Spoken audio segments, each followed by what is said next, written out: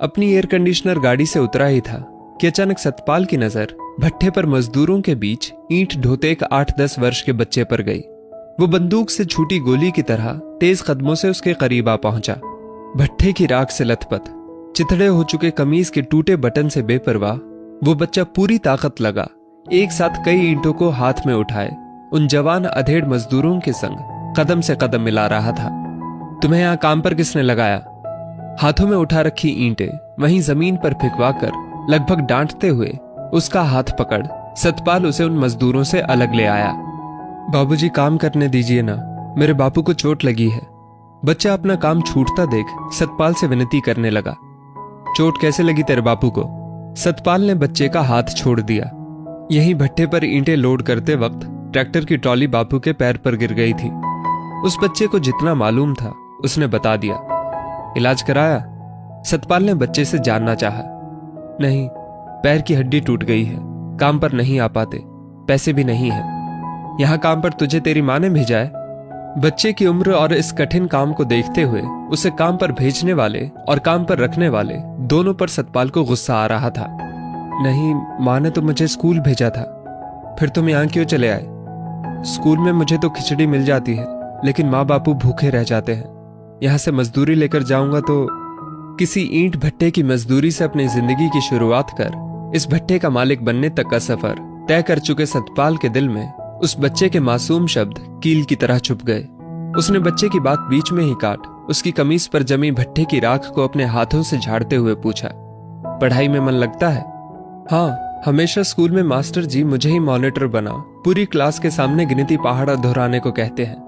बच्चा अपनी आंखों संग चेहरे को पोंछते हुए मुस्कुराया। अच्छा, तुझे पहाड़ा आता है?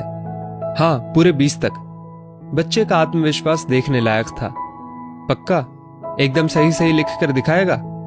इतना सुनते ही वो होनहार बालक वहीं पड़ी एक सूखी लकड़ी को अपनी कलम बना और धरती को खाली पन्ना समझ 20 तक के पहाड़े की सूची तैयार करने में जुट गया।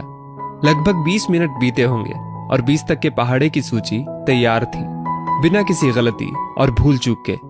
बच्चे की मुस्कान बता रही थी कि उसने किला फतेह किया है।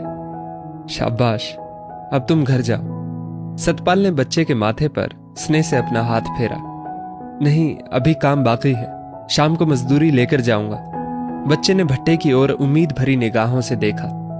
तुमने तो अपना काम पूरा कर दिया, वो भी पूरे 20 दिनों का। अपने हाथों जमीन पर लिखी पहाड़े की सूची की ओर देख बच्चा मुस्कुराया और बच्चे के साथ साथ सतपाल भी। अच्छा, समझ गया, लेकिन इसके लिए तो मुझे मजदूरी नहीं मिलेगी ना? बच्चा अचानक उदास हो बोला। मजदूरी तो मजदूरों को मिलती है, तुम्हें तो पगार मिलेगी। पगार? उसके लिए ये शब्द बिल्कुल नया था। हाँ, पगार। पढ़ने लिखने वाले मजदूरी नहीं करते, वो अपने लायक काम करते हैं, जैसा कि आज तुमने किया। सतपाल को एहसास हो गया था कि आखिर उसके भट्टे पर काम करते हुए ही तो उस बच्चे के पिता घायल हुए, और यही वजह रही होगी कि स्कूल जाने की उम्र में वो मजदूर बनने को मजबूर हुआ। आप सच कह रहे हैं। भट्टे की राख से मलिन हुआ चेहरा ताजे गुलाब सा खिल उठा। उस ईंट भट्टे का मालिक सतपाल भी मुस्कुराया। मुंशी जी, पूरे 20 दिन की पगार के साथ इसे इसके घर पहुंचाइए और इसके पिता के इलाज का इंतजाम करवाइए। अपने मालिक के अचानक भट्टे पर पहुंचने की खबर सुन अभी अभी कहीं से दौड़ भागकर वहां तक पहुंचा मुंशी अपनी लापरवाही पर शर्मिंदा, किंतु अपने मालिक की भावनाओं को समझ पाने में असमर्थ, हैरान था।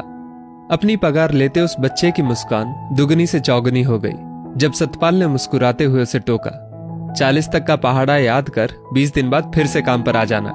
उस बच्चे की मुस्कान में मानो अचानक उसका खुद का बचपन मुस्कुरा उठा था। दोस्तों, इस स्टोरी को लेकर आपकी क्या राय है? नीचे कमेंट करके जरूर बताइएगा, और ऐसी ही और भी बेहतरीन वीडियोस के लिए हमारा पेज जरूर फॉलो करें। धन्यवाद।